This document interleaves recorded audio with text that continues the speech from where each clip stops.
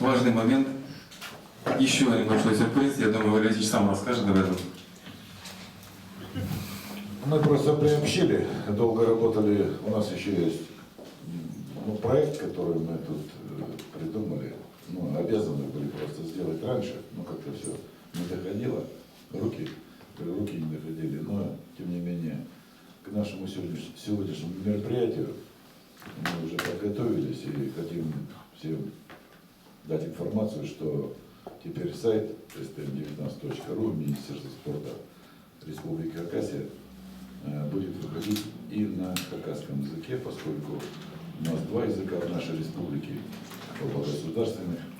Но, насколько я знаю, это впервые, еще пока ни в одном министерстве такого нет. Я думаю, что запустив такой сайт, у нас еще добавится аудитория наших жителей, спортсменов. И вот вы уже видите, все очень просто. Есть, по-моему, кнопочка, переключил на русском языке, переключил на хакасском. Я прошу прощения, Валерий Алексеевич, самый исторический момент в том, что первый релиз, который был переведен на хакасский язык, был как раз связан с визитом Елены Валерьевны. Поэтому тоже эта история, давайте этому поаплодируем. Она нам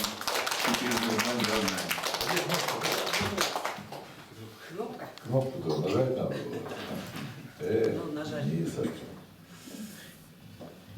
Ну вот. Теперь я знаю, что по-хакасски моя фамилия звучит Вельбинец. Это русский, Это русский, да. И переключили. И вот все на хакасском. Да, мы единственный ведомственный сайт в Хакасии, который вот на это решились и сделали, поэтому приятно будет огромному количеству населения, которое в общем предпочитает читать.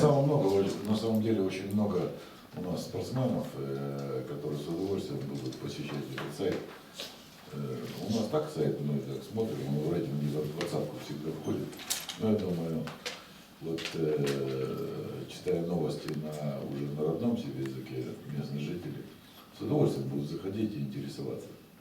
Я думаю, это нормально, это правильно. Ну, коллеги, я услышал хорошую реакцию добрую от Елены Валерьевны, она, в принципе, готова ответить на вопросы.